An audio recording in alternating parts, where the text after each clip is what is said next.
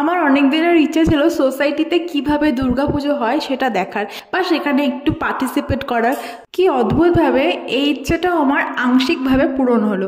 আংশিক বললাম তার কারণ হলো দুর্গাপুজো দেখার ইচ্ছা ছিল, দেখলাম গণেশ পুজো, যদিও হায়দ্রাবাদে গণেশ পুজো 5 দিনই হয়েছিল আর 5 দিনে 5 রকমের ভোগও চড়ানো হয়েছিল। আর আমাদের ওখানের মতো মিষ্টির প্যাকেট দিয়ে এখানে ভোগ হয় না, যে যার ঘর থেকে এক একটা আইটেম রান্না করে গণেশ ঠাকুরের সামনে ভোগ দেয়, সেটা খুব মজার। আর সন্ধ্যা আরতি হয়ে যাওয়ার পরে সেই প্রসাদ সবার মধ্যে ডিস্ট্রিবিউট করা হয়। আমাদের ওখানে যেমন প্রসাদ মানে খিচুড়ি বুঝি, আর এখানে প্রসাদ মানেই না বেশিরভাগটাই থাকে লেমন রাইস।